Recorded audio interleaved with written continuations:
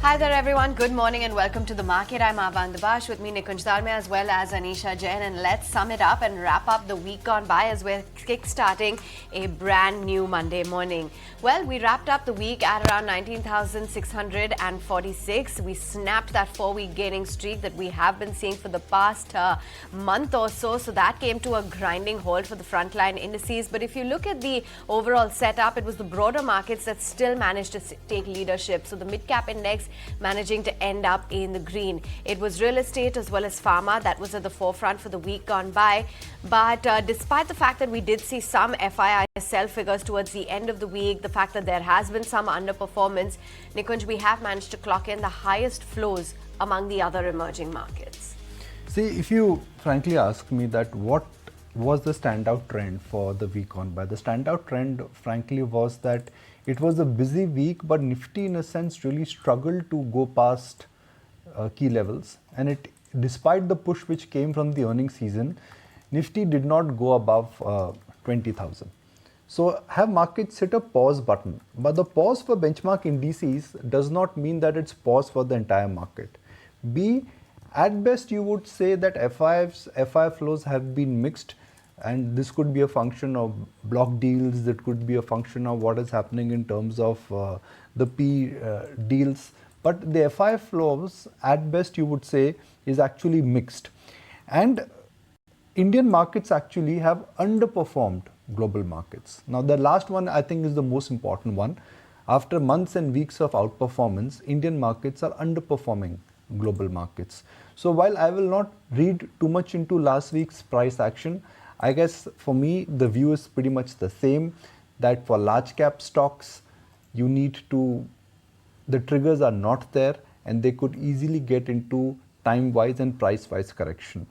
The froth in the mid and the small cap space I think is something you got to be careful of, and given what is happening to flows, global macros, commodity prices, it may not hurt you if you take some profits off the table. It's never a good sign.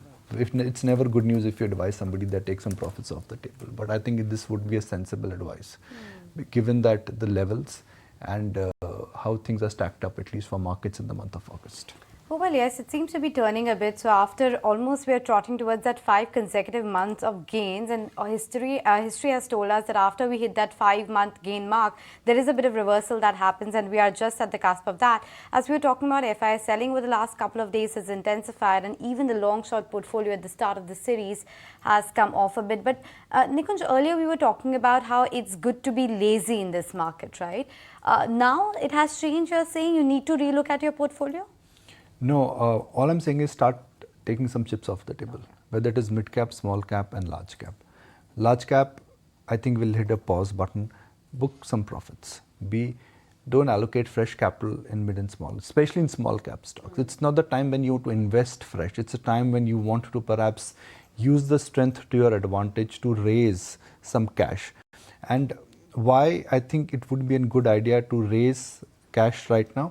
First, let's look at the month of August. There are no triggers in the month of August. Earnings season done and dusted. If one really looks at the historical stack for the month of August, August has been a difficult month to call, and history tells us that August in a sense has been a mixed month. See, commodity prices have started moving higher, and something you really need to be watchful of. Let's look at crude. Let's look at the dollar interplay. We'll discuss it again at detail at 8:30. But I just want to, bring this part out, which is something is getting ignored right now. Gold prices, copper prices, silver prices, crude prices, energy prices, they are moving higher. China seems to be reporting data which is far more encouraging and seems to be indicating that the Chinese economy is recovering. The dollar index is already at 101. My limited point is based on 3 factors: the cyclicality in the month of August, lack of triggers, uptick in crude, current market valuation, no large trigger. It's difficult to make a earnings now behind us. It's difficult to make a case for a rara rally. So it will not hurt you that if you book profits. I'm not saying that you just go short. I'm not saying that you sell 50% of your portfolio. 10-15% portfolio profit booking, I guess, is healthy if you are a positional trader. If you have a core portfolio for 3-5 years, you can sleep over it, you can digest a 15-20% volatility. I mean, this will be another August. Yeah, just take it in your stride. Yeah. Okay, so that's the advice coming in from Nikunj as to how one should be positioning themselves. By the way, we're waking up to pretty healthy cues from across the globe. So Wall Street wrapped up the trading session on Friday in the green. We're in the midst of earnings season, and you've got the Asian screen as well across the board reflecting again. The GIFT Nifty, though, is hinting towards a slightly quiet open. But let's put the spotlight on autos. It's going to be all about autos this time around with respect to the monthly dispatch numbers that are set to come out tomorrow. And here's what the street is penciling in. The fact that when it comes to passenger vehicles, you could see a bit of tepid demand this time around. For CVs, the seasonal discounts are going to be at play, and seasonal weakness rather is going to be at play. You've got the discounts as well that are coming. And for two-wheelers, no major push. There's been that delayed festive season. And for the tractors, there could be a sharp correction on a month-on-month basis due to the inventory build-up ahead of the monsoon season. And given, Nikunj, that you've been talking a lot about autos, how they've already been in the fast lane, what can we expect? No, July is not going to be a great month. I mean, this is not like Diwali, Dashera that you're going to get an uptick in. If at all, given that, there were seasonality was at play, monsoon factor was at play. It's raining in Delhi, you ain't going to go and buy a car. If it's flooding in parts of Bombay, you're not going to go and buy a car or, a two-wheeler. So those purchases, in a sense, will get delayed. Supply chains will have an impact. Consumer sentiment takes dips down when you normally see the seasonality factor or weather factors at play. This is how things are stacked up. Four-wheeler is unlikely to see a revival. And two-wheeler, there is no large trigger which will generate upside momentum. The way I look at the market setup is that in the small car and the sedan segment, discounts are actually inching higher while the demand for PV remains strong and SUV remains strong. In tractor, well, you may be in for a bit of a surprise because the market assumption was that this would be a poor year of monsoon, and given that when you get this forecast, you may have just delayed the tractor purchase. You may have just delayed some purchases in terms of a commitment towards the agrarian economy. I think that will change, and I will not be surprised that if Escorts or tractor companies, they come up with strong set of numbers. My limited point here is that if I look at the big picture for auto, July is unlikely to be a month where you will see anything new or any big surprise. If that is not the case, that can the momentum in some of the auto stocks, which really has been the sector of the year, will it sustain? Let's see. But that's how the positioning is. Okay, so that's how the positioning is as far as the auto sector is concerned, but it's going to be a busy week for all of those who track autos. But for the markets, as we are pointing out, is it right to take some chips off the table? And because the fact that market has hit a pause, let's try and decode that with our chartists as always. Naresh Marani and Kunal Bothra join us. Kunal, what's your take? Is it a bit of consolidation and sideways move that we are in for? Good morning, Nisha. So yeah, I think it's a routine consolidation for the index. Nothing, at least trend changing in nature for the indices over the last 4 or 5 days of this slight downward bias for the index. What we've done is, in the last 3 or 4 months from the March lows of sub 17,000, when the trend really started off, we've not broken below the 50-day moving average for the index. And more importantly, whenever we've seen a mild correction, a 3-day, 5-day pause, 7-day pause for the index or a downward drift by 300, 500 points, we just managed to hang around the 20-day moving average for the index. That happened, I think, in the month of May, June, even the last week of the month of June, the indices had shown a very similar kind of a trend.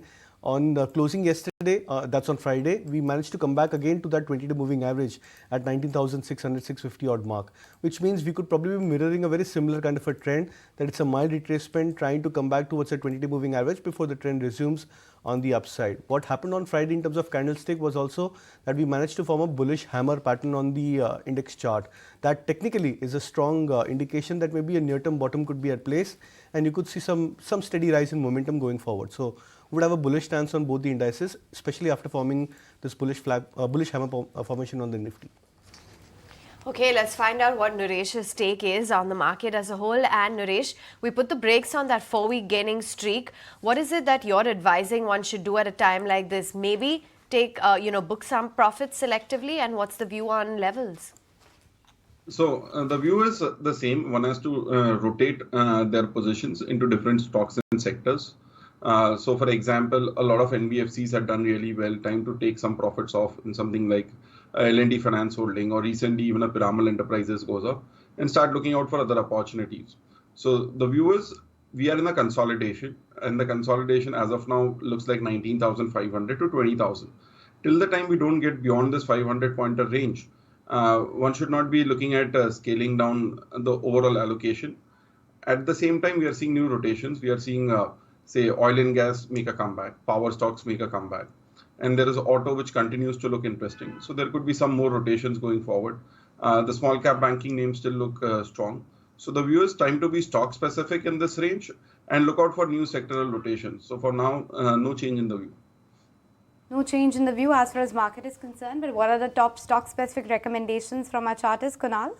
So I'll go with a differentiated set of names. This time, Tata Chemicals is the first stock which I would suggest is a buy. The stock looks attractive because on Friday, the stock managed to give a triangular pattern breakout after 5 months of being in a range. So I'm expecting that this could not just be a short-lived breakout, but this could probably be a start of a trend, especially the end of a 5-month consolidation. Buy with a target of 1080, stop loss at 1010. IRCTC is the other stock which has also confirmed a breakout on the short-term charts. Now again, a big underperformer from the entire railways pack so far in the last 2-3 months. Expecting the stock to play a strong cover-up of this underperformance. Buy with a target of 660, stop loss at 610. Tata Chemicals IRCTC is what Kunal is picking out. And Naresh, your fresh recommendations this Monday morning. So first would be a buy on Apollo Hospitals. The stock has trended well ever since the breakout from 4,400, 4,800 zone. And after making that breakout move, made a consolidation right now, a classical flag formation, broke out above the 50 to 50, 5,300 mark. Should ideally go towards the previous all-time highs. And if we look at the sector, most of the hospital names have made new all-time highs. The only one lagging behind is Apollo Hospitals. Even a Fortis Healthcare, which has all the issues, has made a 52-week high. So the sector is clearly in a trend. Apollo Hospitals becomes a momentum trade here. Stop loss at 50 to 40, target price of 5,600. Second is a buy on Bank of Baroda. The stock has consolidated well after this earlier up move, making a fresh move about 200 and 205 levels. So preempting that breakout, stop loss at 195, target price of 220.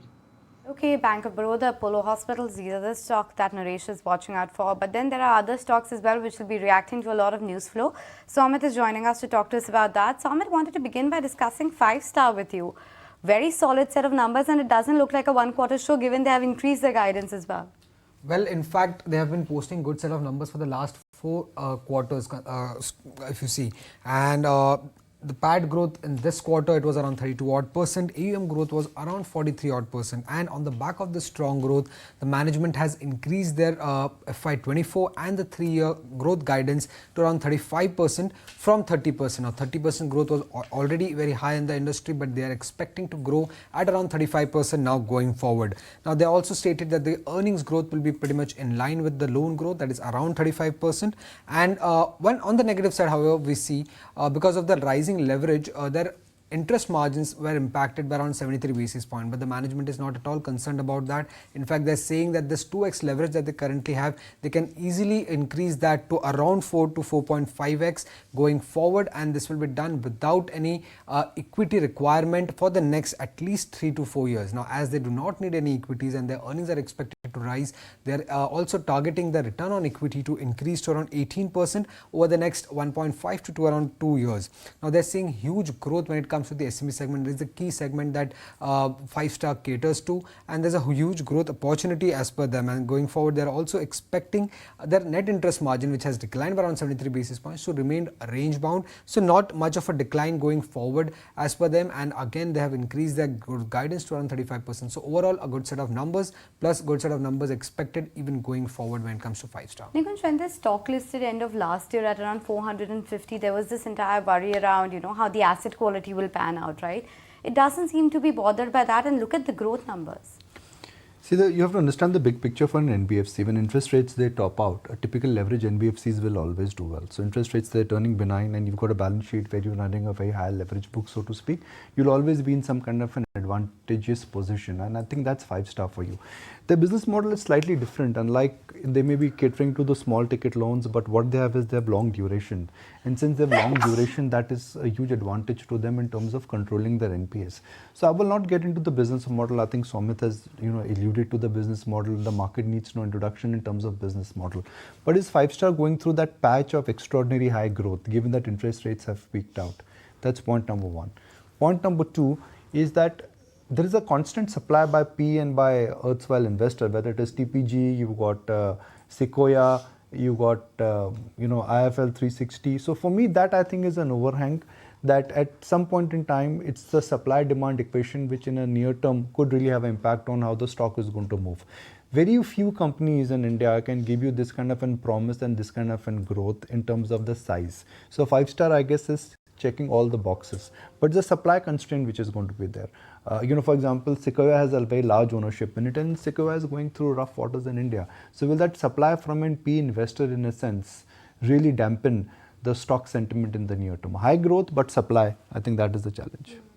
But for now, Nomura has at least increased the target price to 870 versus 750 earlier. Maybe that supply pressure is something that might keep the upside limited.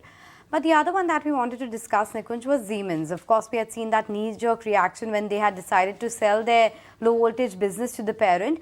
But now the minority shareholders seem to have rejected that proposal. So that's the update coming in over the weekend, that the shareholders have decided not to sell the low-voltage business to the parent.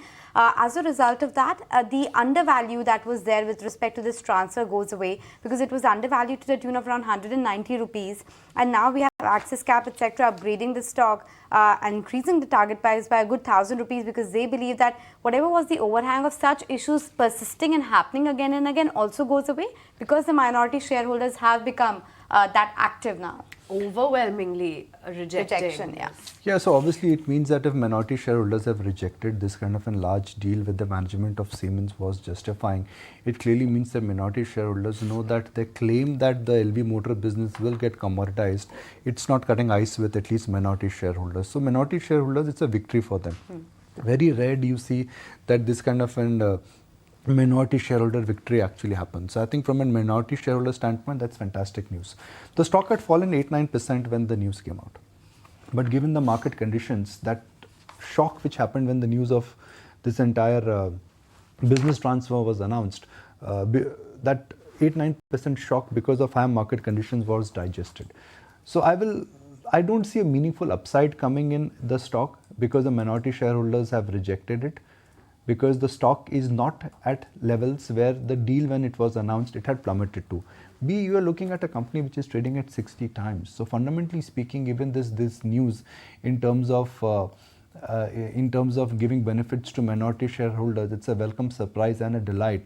Stock at 60 times, that gap which got created has been absorbed. Will it really create that excitement Monday morning when markets will open? I guess the excitement really could be limited because A, commodity prices are moving higher. B, it's bad news for the management standpoint, considering that what they were thinking is not in sync with minority shareholders. And C, the stock had fallen after the news and it has already recovered largely because of the underlying market conditions. So there is no gap in terms of what the damage had happened versus what the current levels are. Oh yes, indeed. And remember, they had planned to go ahead and carve out Siemens AG and the low voltage business rather, and that was the plan into a separate company that they wanted to form. All right, let's move right on then, and here are some of the biggest market voices on the channel that we've been interacting with through all of last week. Ramdev Agarwal, S. Narain and Ajay Srivastav, all of them walk us through their outlook on the market and their top sectoral themes. Listen in. Banking, I would say, still banking is going full blast, but the P multiple is not very high if you look at it. So you have a good chance of making, wherever you have an insight about 20-25% kind of growth, there you can make decent money. In fact, market beating returns you can get there. Say like Bajaj Finance kind of a company, which are traditional lenders, but using the power of technology. Say even the broking, where it has become all digital, actually the purest possible digital businesses in India are the broking companies. Yes. You know, whether it is Zerodha, whether it is Angel One, in terms of execution, we have still got lot more. We are a lot more phygital, I would say. We did some analysis over the last 10 years and we found that banks are the only sector which did not get where valuations haven't gone up. Whereas if you look at most of the other sectors in India, what we found was over a 10-year period, valuations have gone up by 30 to 40%. That the price to earnings multiples of most of the other sectors in India have gone up by 30 to 40%. I think the most overrated sector too is retailing, certainly by any chance. Retailing, fashion wear retailing, most overrated sector. General retailing, most overrated sector. You saw the Reliance results. You've seen Trent. You've seen, Avenue you just spoke about. Just see their performances versus what the market valuations are. What's the most underrated sectors? Paper, PE of less than 5, highly profitable, duopoly, literally, no competition, necessary of life, but still the PE is 5. Such as market. Fashion retailing gets PE of 120. Essential profitable business of paper gets a PE of 5. That's market, my friend.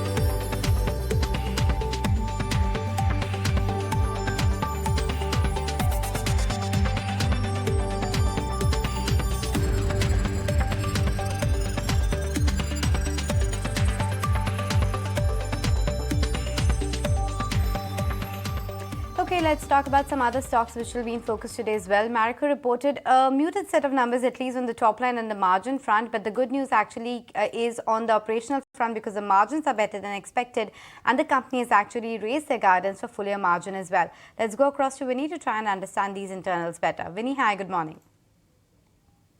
Marico came out with its numbers. With that, obviously when you look at the numbers, they were in line with estimates, but margin expansion, and they have upped their guidance for margin, and that is what is the interesting factor that will keep the stock in focus today. Now let me take you through the numbers. When you look at the revenue, that's seen a decline of around 3%. Profits of the company have seen a growth of 16%. EBITDA margins seeing an expansion of and coming in at 23.2% versus 20.6% last year. So 250 basis point expansion in terms of margins. When you look at the commentary, they're expecting the maintain the double-digit growth momentum even in FY24. In terms of just the segment-wise, Parachute has posted a volume decline of 2%. Value-added hair oils has been remained flat on a year-on-year basis, while Saffola edible oil, they have registered a low double-digit volume growth as well. Food has continued to scale up and see a healthy growth there as well, 24% growth in terms of value on a year-on-year basis. Some of the con-call highlights are that they are confident to cross a 20% EBITDA margin in FY24 as well. The gross margins are expected to expand to 300 basis points for the full year. The medium-term guidance also is retained at 13 to 15% in terms of the revenue growth as well. Now, brokerages like Investec, they're maintaining a hold, but they've hiked the target price for Marico, and a new target price is at 616 rupees versus 554. Volumes are in line is what they're highlighting. Marginal hike in the FY24 earnings, signaling that they're likely to end the multi-quarter earnings downgrade cycle that they were seeing coming in as well. Macquarie too is maintaining an outperform rating, target price of 625. Obviously, that margin upward guidance that they've given for the company is something that is keeping the street excited for Marico. All right, we'll be watching out for this stock. Vinny, thanks very much for breaking down those details. Let's move right on then. And Piramal Enterprises will be another stock to watch today. Dual triggers for the stock, the earnings and the share buyback. Let's take it across to Vamakshi. She joins in with all the details. Vamakshi? Well, yes, let's first look at the AUM number. AUM stands at 63,938 odd crores. Now, this is down 1% on a year-on-year basis on account of accelerated rundown of the wholesale 1.0 book. On the other hand, we're seeing that the retail AUM has grown by nearly 57% on a year-on-year basis. Let's look at some of the headline numbers. Calculated NII stands at 690 odd crores. Now, this is nearly 31% lower, and that is mainly on account of a weak Q1 and higher SR book. When we look at the reported PAT number, that is optically appearing to be significantly lower, and that is because in Q1 of last year we did see an exceptional gain of 7,600 odd crores. When we look at the adjusted PAT, that is actually down on a year-on-year basis. It is down nearly 6%. Other than that, when we look at the company's share buyback plan, they have approved a buyback of almost 1,750 odd crores, and this is at a price of 1,250, which when we compare to the Friday's close price is at a premium of almost 16%. The promoters won't be participating in this buyback, and this in turn is good boost in the investor sentiment is what brokerages are highlighting. Not just that, we have a note from MK, and they have highlighted that there are some steps that have been taken by the management, which is the sell down of its legacy book, the selling of the investments in Shriram Finance, and a goodwill impairment of almost 280 crores, and this in turn could impact the over the short term the AUM growth, the net interest income, as well as the profitability of the company. But the company now continues to move out of non-focused activities, and any investment that they will be making in growth area could start delivering results, and in fact they're expecting the company to post sustainable growth from FY25 onwards. So all in all, not an impressive set of numbers, but definitely the future is looking bright for Piramal Enterprises is what brokerages are highlighting. Okay, banking on the brighter future, and that's what the chairman Ajay Piramal is also echoing. He said that it is their focus is with the long-term shareholder value creation goals, and that's why they're not looking at participating in the buyback as well. Listen in. The board of directors have approved the buyback of equity shares of the company. This is in line with our consistent focus on long-term value creation for shareholders and effective utilization of capital. This buyback will be of up to 1.4 crore number of equity shares. The entire process is expected to be completed within 2 months. Here I would just like to highlight that the promoters and the promoter group not participating in the buyback signifies the big potential that we look at and the value that is in the shares in the long term in the future.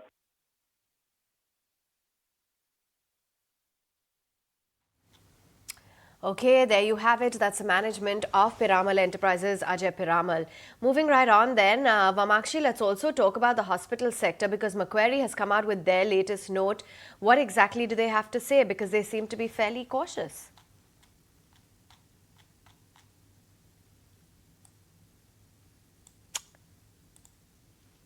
Well, yes, we have a note coming in from Macquarie, and they have highlighted that they're quite cautious on the hospital sector over the medium term. The peak performance is being rewarded with historically high valuations is what Macquarie has highlighted.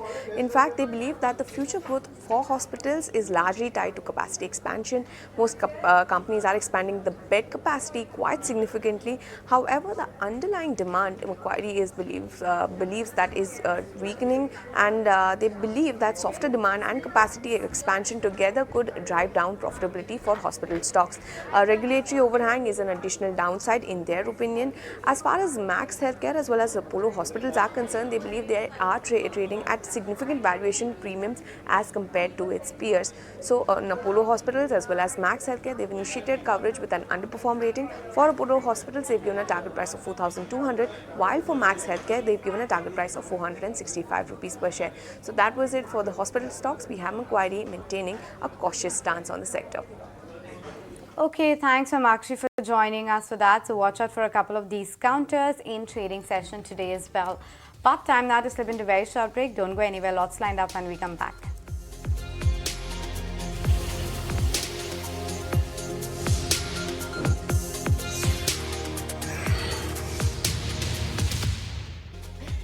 Back with the market, let's focus in then on some top fundamental stock ideas and hear it out from Sanjeev Bhasin of IIFL Securities. What's he betting on? Find out. Motherson Sumi went through a trying period in the last 1 year, I was very upbeat on this from 65 levels, but again, they acquired left, right, and center. Even there is, but the stock is up now 50% because people realize that if growth is back and spending patterns are picking up, then sooner than rather than later, volumes and margins will come to reasonable terms. And even though, like you said, there is this big debate on the acquisition, the price is in my favor. भाव भगवान से, जब भाव मेरे favour में है तो मुझे कोई दो राय नहीं. Okay, so that's a stock that Sanjeev Bhasin is betting on. But today, of course, in the markets, there'll be a whole host of counters which will be buzzing.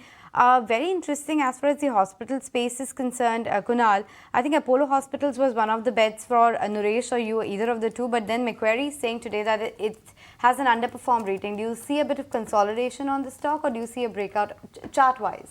No, I think Apollo Hospital is a breakout case over here. Because I think after months of consolidation, I think 4 or 5 months straight on a trot, the stock remained into a 200, 250 odd point range. I think 5,100 and 5,300, 340 approximately was the broad range for Apollo Hospital.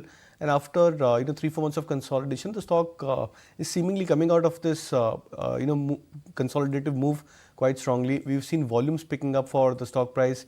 More importantly, the candlestick pattern for Apollo Hospital on the monthly charts, weekly charts is also very, very attractive for the stock price. And when we are talking of a 4-5 or a 250-300 point out consolidation being ended, we expect that's the move on the upside which the stock can replicate into. So I would expect a 250 to 300 point up move for Apollo Hospital, and I think it's a strong case of a breakout for the stock. All right, that's the view coming in on the entire hospital sector. But in the meantime, Naresh, curious to get in your take as well on some of the stocks that stood out in Friday's trading session. And can't ignore the moves that we've been seeing on Reliance Industries. Consistently, that stock has been, moving from strength to strength. At about 25, 27, what's the outlook? So technically, the cases, if we add up another 200, 250 points to the stock, you get closer to a level of 2750 to 2800, which is the major resistance. The previous all-time high on an adjusted basis was 2850. So if we were to look at it, about 2650 levels is where the momentum really starts for the stock.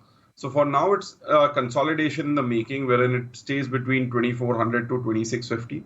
But once it crosses 2650, that would be a breakout for the last almost 2.5 years. The stock had topped out back in September 21. And since then, it has had multiple problems around that 2750 to 2850 mark. So on an adjusted basis, that number comes down to 2650 now. So roughly, if we sustain 2650, that is where the price breakout happens. For now, it's a consolidation, but on radar for a breakout going forward. So that's the take coming in on Reliance. But Kunal, wanted your take regarding a couple of these stocks which will be in focus. Weak show coming in from United Breweries. What does the chart check suggest? And for MCX, year on year it was a dismal set, but sequentially speaking, there has been an improvement. What does the trend suggest on these two? MCX has been a very erratic kind of a stock all over the place. Now you look at the charts for last, I think 1.5 odd year, because that's a more broader range for MCX. You will see two extremes for the stock price being breached. 2000 levels was breached, I think, in 2021, 22, 21 end or 22 start. I'm not sure of the exact time frame, but then I remember that 2000 levels was spoken on the upset. On the way down, the stock had managed to break even that 1200 mark. So a huge gyration of 800 points for a stock like MCX, which was seen for itself over the last 1.5 odd year. And now when you look at the charts, the indicators are getting into a bit of a stable territory. The stock has come back towards the midpoint of this 800 point range at the 1600 plus mark. So there is a sense that the stock is now getting into a stable trend. But then because of the erratic behavior of the stock being all over the place in a 800 point range, it's very difficult to call that whether the stock will break out. If it breaks out, how sustainable the breakout could be. So I'll probably keep MCX as a stock which is more to be a short-term trading rather than any kind of a positional play because of the differentiated trends for the stock prices compared to the other peers. For United Breweries, we could actually expect the stock to get into a breakout because most of the other peers, like for example, we were discussing United Spirits sometimes back, in the stock breaking past about 900 and then 1000 plus mark. I think very soon the stock would probably even scale past about the previous major highs of 1040 or 1060 for itself. So United Breweries has actually underperformed in this last 2 months of the leg, where many of the similar peers have actually outperformed. So we can expect United Breweries to get into some kind of a breakout moves from here on as well. Okay, let's also focus in then on Brent crude prices gaining for the fifth straight week, set to post their biggest monthly gains over the year. Let's find out what exactly is aiding this rally and more importantly, what kind of an impact it had on listed OMCs. We've got Samit here with the details. Samit?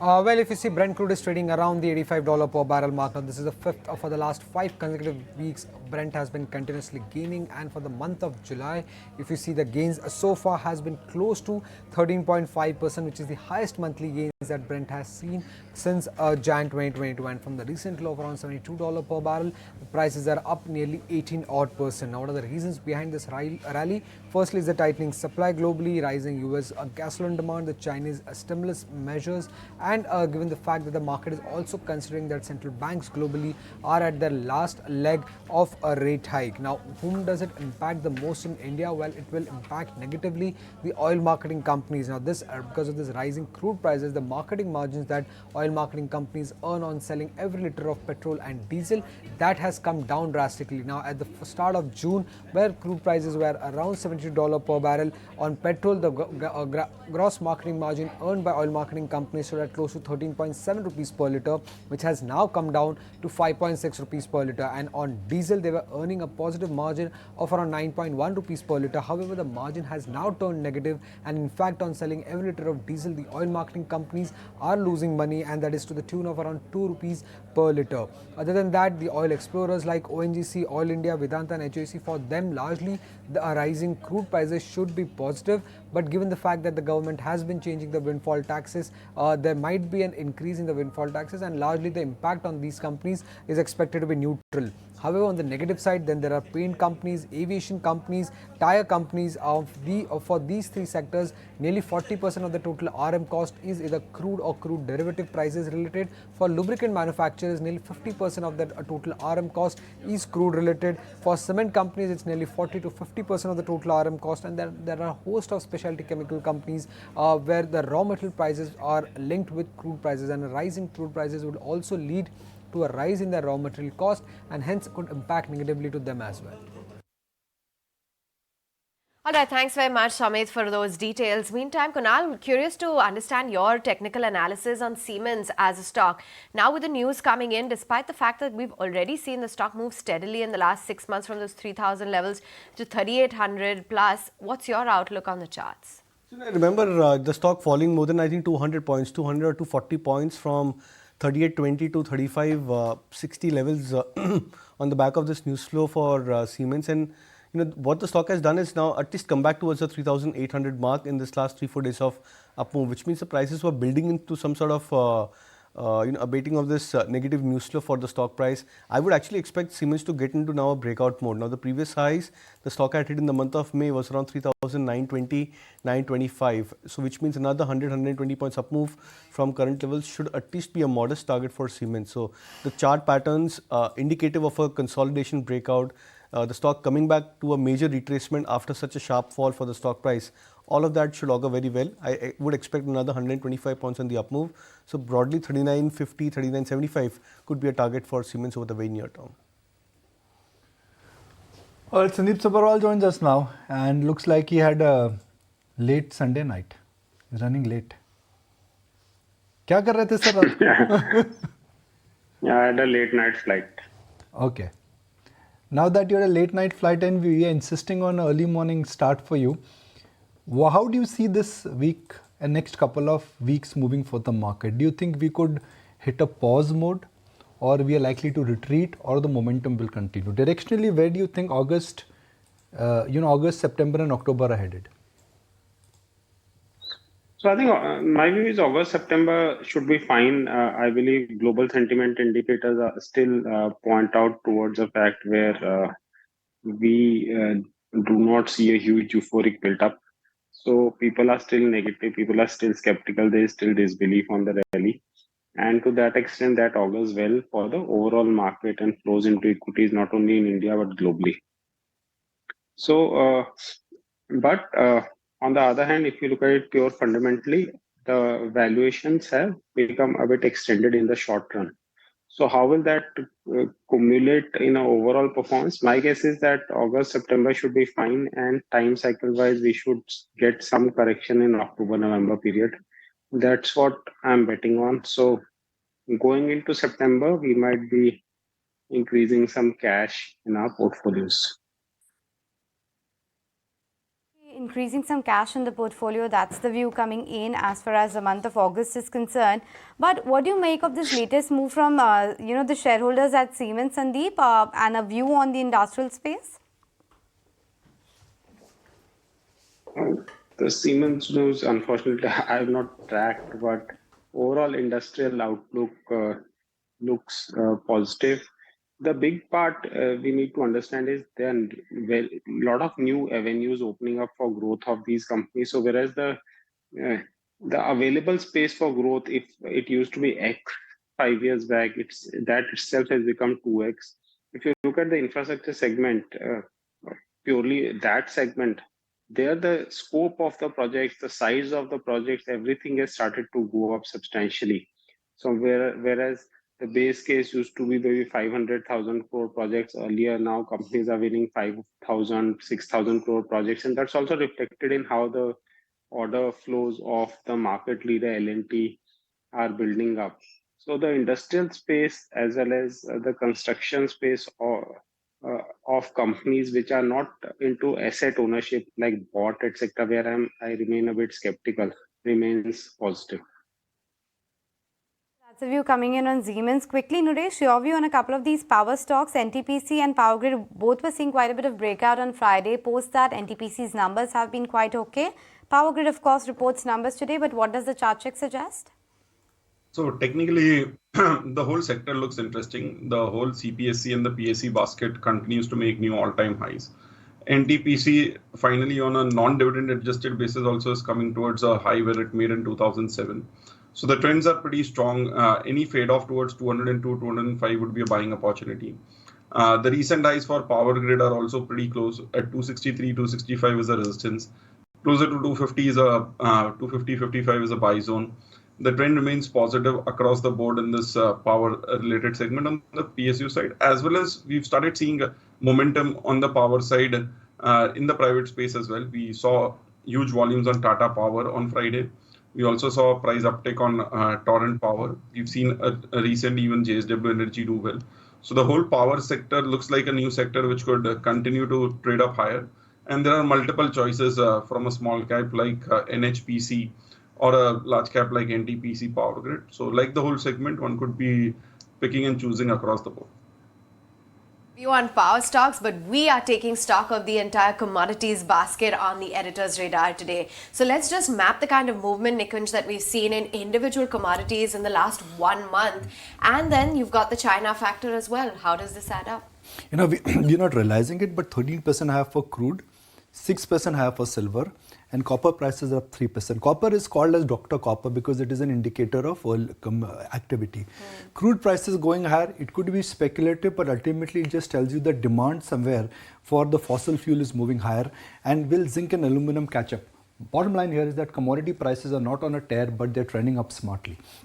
Commodity prices are trending up smartly, even though you cannot convincingly and decisively say that interest rates globally actually have peaked out. Now you can throw in the China angle, but I want to warn our viewers and say that China had to open up earlier this year when the Chinese economy was unlocking itself after 3 years of strict COVID lockdown, but that has not translated into reality. But in the near term, there is maybe a mood in the market where crude prices, crude derivatives, energy commodity complex and metal commodity complex could be in for a deep swell. There's a difference in a structural recovery and a deep swell. So given the news, the dollar index, China stimulus, things in terms of the setup, how demand in a sense could reorient itself, I will not be surprised if there is a tactical trade in metal especially and some of the industrial denominated commodities. Okay, there you have it. That's the view coming in on this entire space. Anisha, would be interesting to get in our fundamental guest views as well on this. Sandeep's. Oh, well, yes, absolutely. Sandeep, what's your take on the metals basket? Would you be a buyer in any of these names and the China angle, etc., that Nikunj was talking about? There are two parts to it. One, the metals and many other commodities, be it plastics, chemicals, etc., they have got sold off very badly. So many of them are down 40-50% from the tops also. So they will, and a bounce back is imminent. So I think we'll see definitely see a bounce back driven by the fact that the global economy seems to be resilient to interest rate hikes, and this China news flow keeps on coming in. But so I think a small revival in any case that's welcome, because commodity companies going into deep stress is not good for the financial sector also. So I think some bounce back is good. But I think this China revival story and all, I don't believe in that at all. I think China's economy has such huge structural issues that whatever stimulus they try to give, it will only have a very short-term impact. It's very difficult for any sustainable upswing to happen in the Chinese economy. And to that extent, it's good for countries like India, because then inflationary pressures remain under pressure. So, in a nutshell, I'll say there could be small bounce backs in metal stocks and the sector, but no sustainable big upside. For the second half of the trade, Sandeep, what is the trade here? Do you align with commodity producers? Do you align with commodity consumers? Or you should not focus on producer and consumer versus trade? We should not, because of the fact that many of the companies suffered a lot because commodity consumers suffer because if commodity prices move up too much too fast and the price adjustments can't happen. And that phase is over. I think we've had a huge downside. Now we are seeing some small recovery. So small recoveries get adjusted. And to that extent, we need to focus on where we see sustainable growth. So I think I would still think that the story for many of the uh, industrial companies, which are consumers, etc., which suffered too much due to the huge spikes, it is much better than pure commodity producers, because the commodity cycle, I don't think, is going to see any huge revival. Okay. Sandeep, you've been buying into PVR, and I can argue about whether Oppenheimer was a great movie and why Barbie was a hit, but cinema footfalls have started again, and there seems to be a big departure where exactly a year ago we were talking about, okay, no great content and Brahmastra did not do well. Now it's the reverse end. Do you think for next 6 to 8 months, let's say from here till December, from here till next March, there could be a 50-20% move in PVR? I mean, that's the only one left now.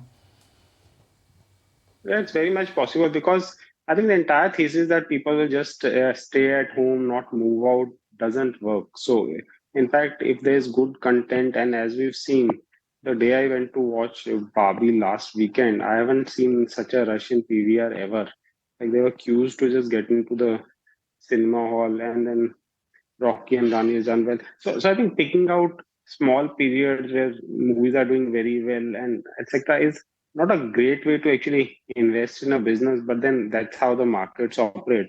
Overall, I would still think that it's a good space to be in. People would like to go out if they get an opportunity, and it's a whole experience. If you see many people for a movie like Oppenheimer, the IMAX shows, they are still booked throughout this entire week also.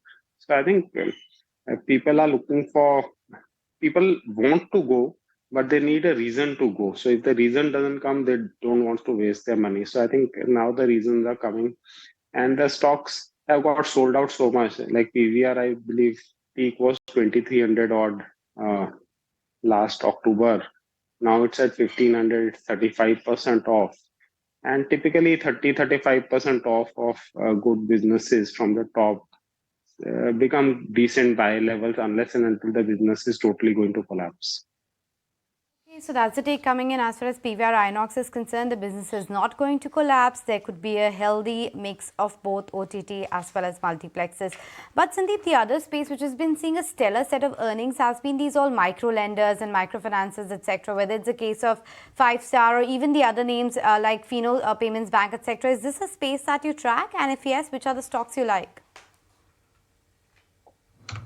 Actually, as an investment philosophy, I don't go into smaller financials.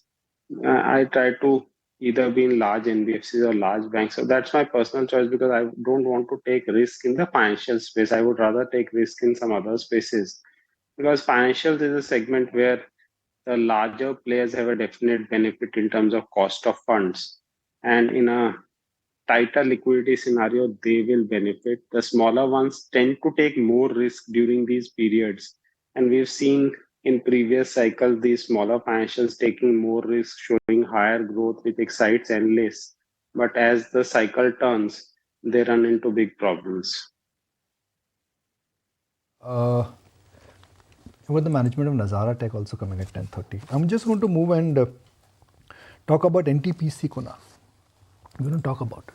NTPC, REC, PFC, that's where the real pot of gold is. Yeah, Nikunj, the entire power space, power related space, they've done reasonably well. In fact, even Power Grid to a larger extent has done exceptionally well. ONGC has come back towards that 170 mark. PFC, REC, I think they are going through a more of a dream phase in terms of the returns for these stocks. I remember PFC was just about the 200 mark, 185 at the start of the previous expiry, and right now we are talking of the stock at 250 plus levels. REC Limited is very close towards breaking the 200 levels for itself. NTPC has done remarkably well in a more consistent manner, breaking the 200 mark. I think 208, 210 was the close for NTPC on Friday. So exceptional move coming for most of the PSU and the power names, and and it's surprising because when we look at a 10%, 20% kind of an upside for these stocks, we expect a time-wise correction, but these stocks have not gone through any major time-wise correction. There's been pause for just 3, 4, 5 days at best for these stocks, but then the resultant effect for these stocks post that pause is to break out and deliver another 10 to 15% over a very short period. Let's look at pharma. And just a sector where the gains I think are very, very varied. That's pharma for you. You may use the word pharma, but within pharma there are companies, there are trends, there are products, there are cycles, and there is whole range of factors which are at play. So let's look at Nifty Pharma. Looking at yesterday's change. Now let's look at the YTD change, and then we've got some data as to which in a sense has been the best performing pharma stock, which has been the worst performing pharma stock, which has not really caught up. That's the Nifty Pharma Index for you, up 18%. Now that's not much. That's not much for a sector which got completely blown out in last couple of years. But within the pharma, now MAP Glenmark, exceptional mover. Aurobindo Pharma, exceptional mover. That's the pharma space for you. You've got, Aurobindo up 90%, Glenmark up 88%, and you've got Lupin and Alchem, which are up, not all that up in terms of the move. I think we need to change this graphing. The scales are completely different. Natco is a 47, then trend obvious torrent cannot be higher than that. So obviously, my apologies. Okay, Sandeep, pharma, what's happening there? Several things are happening. First, the move start when the sector becomes under-owned. So the sector became very under-owned, and to that extent, that contributed to the move as some positives started building up. On the generic side, we are seeing price upticks globally. Domestic market is doing decently, and input cost pressures are coming off. So there's a combination of factors working in pharma, and valuations came down to levels which were at multi-year lows. So I think that's all contributing. Now people have to make their choice. I don't buy stocks like Glenmark or Aurobindo, which have balance sheet and previous corporate governance issues, which people tend to ignore in the short run. But we do own Sun Pharma and Lupin, which has done well for us. Sandeep, what about the entire auto pack? Of course, it's been in the news flow last week, is expected to be in news this week as well, whether it's an M&M on account of earnings, as well as the entire RBL discussion, or the fact that tomorrow we'll get the auto sales data. Yeah, so I think in the near term, the results become more important rather than the monthly data, because July was a huge rain month all over India. How that impacts demand in the short run is something which is unpredictable. So results will be important, whether these companies also show the kind of margin improvement many of the two-wheelers, etc. have shown, and the kind of outlook they gave. From M&M perspective, like you rightly said, it will be important to hear from them as to what their logic is for buying into RBL, etc., and what they are looking at. I'm not sure whether they'll give any significant clarification or not, but then it might be a more long-term strategic move. That's something we need to see. But in the near term, I would say more than monthly data, the results will be more important. Sandeep, let's look at what's happening in the passenger car segment. Okay, SUVs are selling. And when I met you first, you had a sedan, then you bought a SUV. Now last time when I met you, the size of the SUVs become bigger. And that really seems to be the phenomenon at an all India level. But if one realistically look at the non-SUV market, that is slowing down. We are getting excited about SUVs are selling more, but sedans are selling less because the aggregate picture is only 5-6% growth. That's true, but Nikunj, what we need to realize is that the value of SUV would be maybe twice that the value of a sedan in many cases, or 40-50% higher. So to that extent, as the value of the cars move up, one, and these companies can make more margins out of it. Secondly, even with a 6 to 10% kind of volume growth, the top line growth could be above 15% or more, or maybe 15 to 20% also. And that's a reflection of growing prosperity in India, better pricing power. That's what is happening. If you see real estate also, like all these real estate companies are selling more and more premium projects. And so I think it's a reflection of a growing economy, which should keep on playing over the next few years. What's the outlook when it comes to, a Delta Corp? No doubt it's been nothing short of a roller coaster ride, the kind of market cap erosion due to the GST decision that has been taken. What's your outlook for, investors who've put in their money, completely, abandon the stock now, or wait up because the long-term trajectory looks strong? What's the view? See, if the government is hell-bent on killing an industry, then it makes no sense for us to hold that stock. That's my logic. So I think with this kind of taxation which has been proposed and the way it's been proposed, how can these businesses sustain? It's impossible. They'll still be there, but then where will the growth come from? If people have to pay upfront 28% tax for just playing.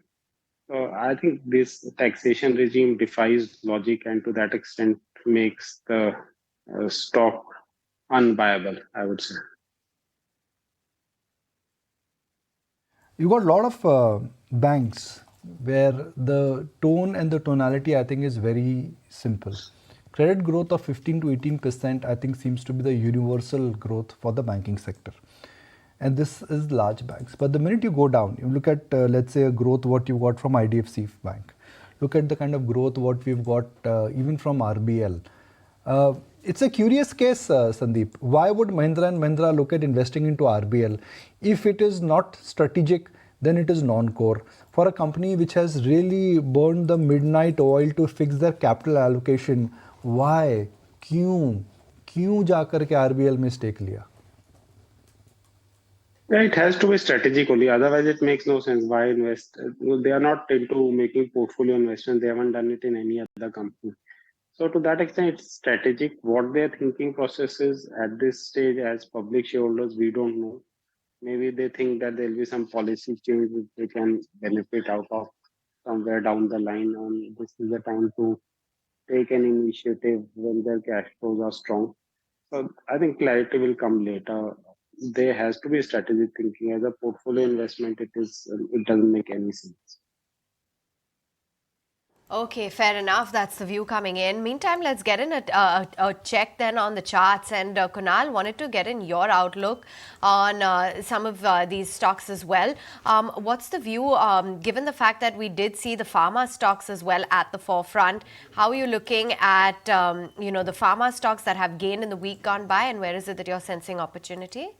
So yeah, one of the top gainers, of course, from the pharma pack is Aurobindo Pharma and Glenmark. Both these stocks have, I think, delivered more than 88%, 90% returns, for themselves on a YTD basis. Zydus Life is the other stock which, also has done reasonably well. So in terms of chart patterns, many of the stocks are poised for, or rather have delivered some exceptional returns. So my sense is that these stocks which have been class outperformers from the entire pharma pack, in this last 7-8 months so far for this in the calendar year, I would believe that these stocks would get into a bit of a pause for themselves. Glenmark Pharma, we flagged off a couple of days back, previous week, that the indicators are into an deep overbought territory for the stock price, which hit that 800 mark. So it's bound to be that the stock may take a pause, get into a time-wise correction, at least for the next 3 to 4 weeks, if not more. And I think in that process, you might expect the stock to get into a downward drift marginally. So buying these stocks on corrections could actually be a better strategy rather than buying them at the peak of momentum, especially at the point where these stocks have delivered much above the average returns for themselves. So I would be bullish on Pharma Pack, but I think from an immediate perspective, many of these high performers, I think these stocks are bound to get into a time-wise correction. Okay, bound to get into a time-wise correction. We're just counting down to 9 a.m. because that is when we'll get the pre-open rates. For now, the GIFT Nifty is suggesting that we're likely to start pretty much flat around that 19,786 mark. Remember, last couple of sessions have been tough for us. In fact, 4 out of 6 sessions we have been on a declining trend and managed to snap out of that 4-week gaining streak, with the Nifty ending in the red in the week gone by. But for now, things are looking okay. We are expected to be around that 19,750 thereabouts where we open for the trading session today, despite the fact that global markets have been doing all right. At least on Friday, we saw a positive close coming in for the US markets, and the earnings there have been all right. But talking about earnings back home, M&M Financial reported their numbers, and it did not look a very pretty set as far as the number is concerned. There was a dip when it comes to the performance this time, both in terms of AUM, which slipped a bit. The disbursements also were on the slower side, and as a result of that, there was a pressure when it comes to the net interest margin as well.